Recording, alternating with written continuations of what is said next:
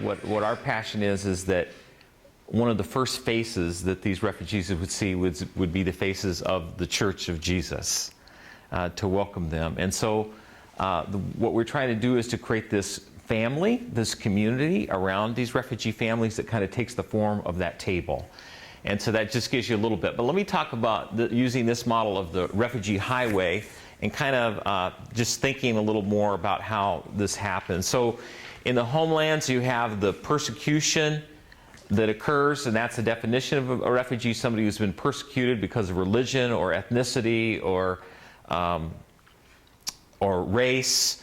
And so they experience this great trauma and loss, and so they flee.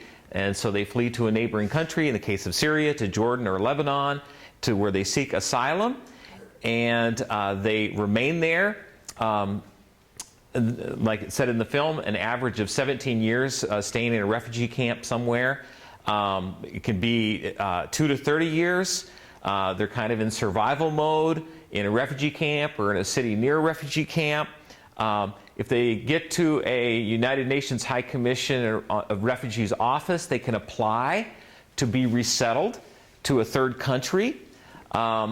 And to do that, to be considered to be resettled in the United States, that process takes generally at least 2 years. It goes through multiple screenings and multiple checks while they're waiting. So in some cases, they remain there for 2 to 30 years, and in some cases all their life. I mean, in the cases of the Palestinians, from one generation to another, living in refugee camps. But in some situations, they're able to return to their homeland, and that is the best case scenario, that people could go home. But you saw in the video, it was a very, very minute number of people that are annually going back home. And so if they find themselves in a refugee camp and then they are approved to be resettled in a third country, and the United States just being one of several, what percentage of refugees do you think the percent is that are actually able to be resettled in a third country? Any idea? 5%. 5%? Anybody else got a guess? Depends on the country. But if you think the whole universal of all the refugees. Let's say 2%. Okay, good. Less than 1%. Less than 1% are actually able to be resettled into another country. So if they are resettled into the United States, now they have legal status and they have benefits. And what we hope to see in the case of Boston and in the United States is that these folks are resettled, and they're moving from survival to stability to moving into being able to make a contribution to the new communities that they're a part of, and even the contributions to the world, and in some cases even contributions back home. And so that's what we hope. And so for Greater Boston Refugee Ministry, there are kind of two initial stages of resettlement. You have the first 3 months, and so there are resettlement agencies. There's 9 major ones across the United States. In the Boston area, we have 4 or 5, and those agencies are contracted by the government. They have a list of things that they got to do to check them off. You know, they have their medical checks. They, if they have children that they're in school, they have an apartment, and they've gone through, they're into job training and English classes and various kinds of things. When we were doing our research, meeting with all the agencies and everything, basically the agency said our model really depends on working effectively with volunteers. But all the agencies said, but we're not doing that well at all. And so what happens is the case workers in those agencies become overwhelmed. I mean, like the average caseworker lasts about 1.5 years. You know, this young, filled with vim and vigor and idealized, and they burn out like crazy. So as we were meeting with agencies, I said, what if we did that for you? What if we, recruited, mobilized, and trained volunteers that you could trust, that would serve alongside you to help you do what you do?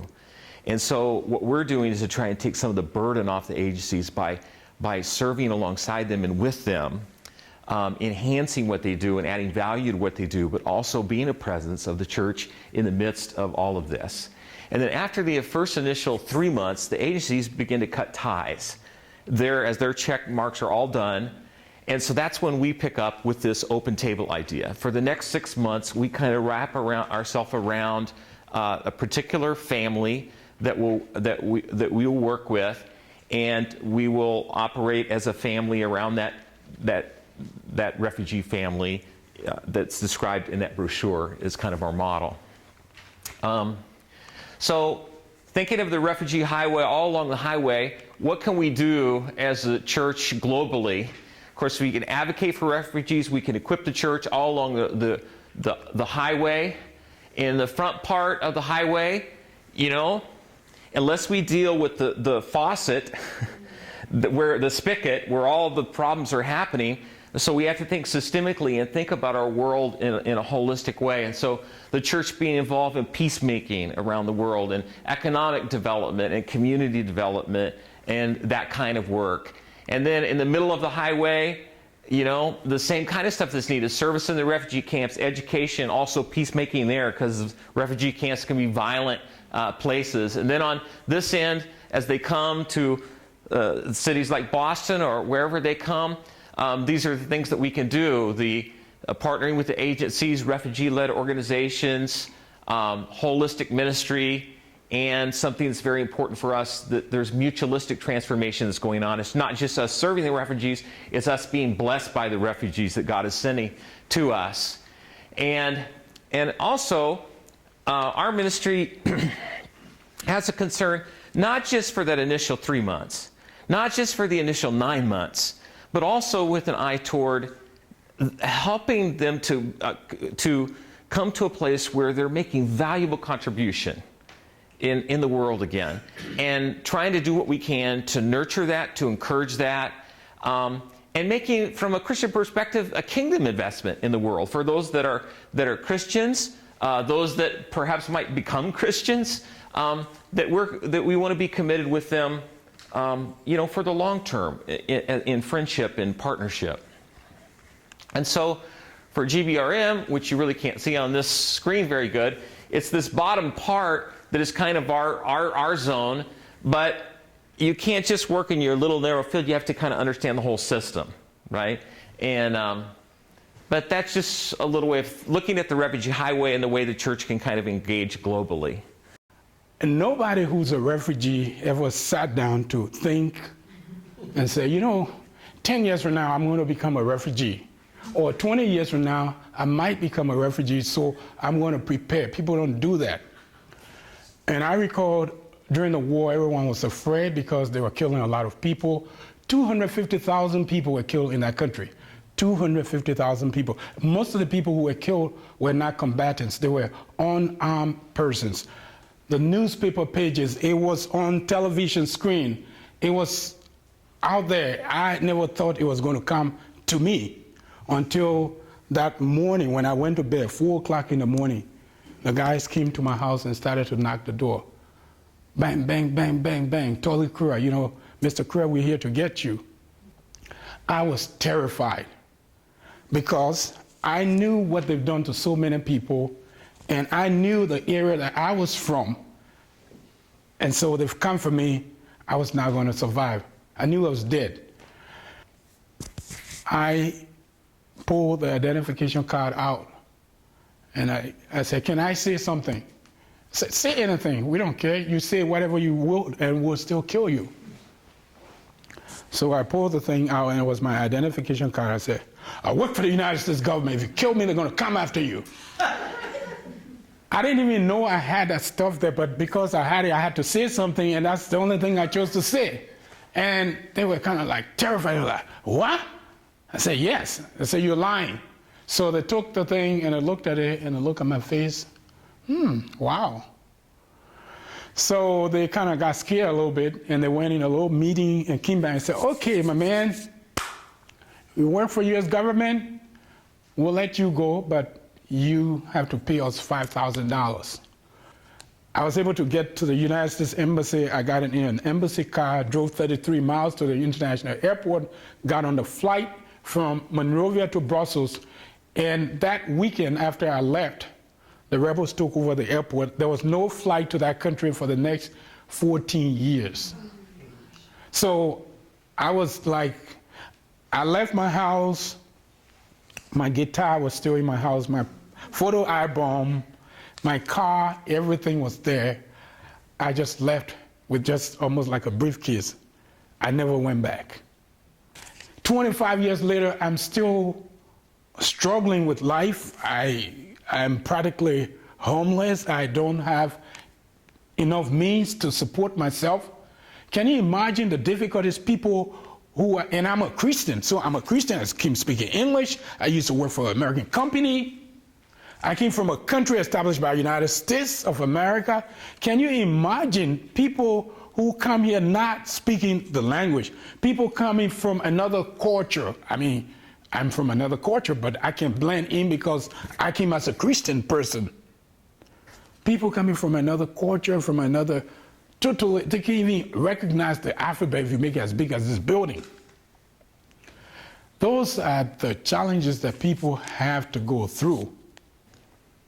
I committed my life to help refugees, but not just to help refugees because we're talking about less than 1% of the people, but to make sure that we become the peacemaker as the disciples of the Prince of Peace.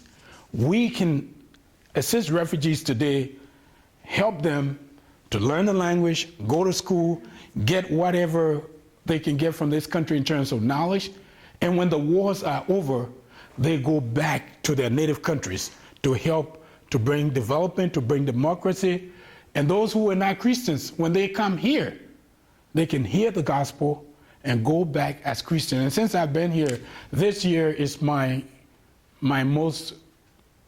best year because in 25 years I've been working, helping other refugees.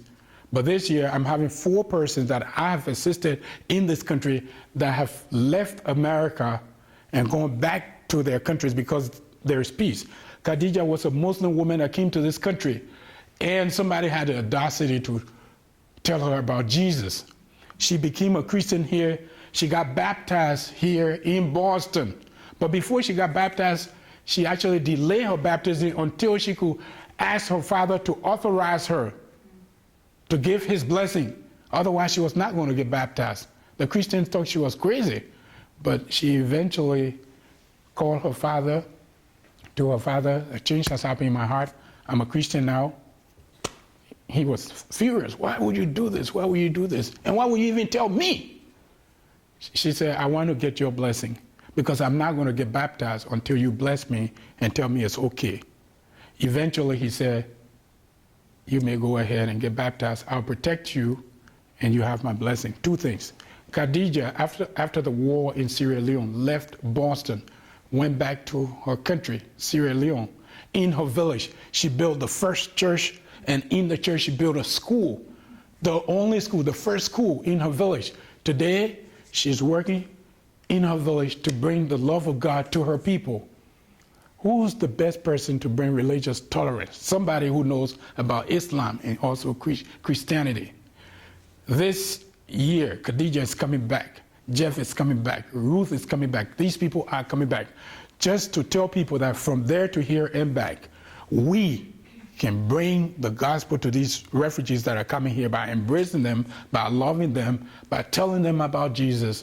And they are the best ambassadors to go back to their countries to tell those people about Jesus in their own native languages, in their own cultural setting, in ways that no matter how many missionaries you send from this country will never be able to do. So we have a great opportunity in this big crisis because these countries, a lot of them cannot allow people to even proclaim the gospel. But when the war happens, things change. And for me, I think the big question that I like people to ask is, what can I do to help? You don't have to get the gun on your head. but we all can do something. And God has given each one of us a talent and a gift for us to be able to deal with this crisis, of this refugee crisis that we have in our world today. I will just stop right there.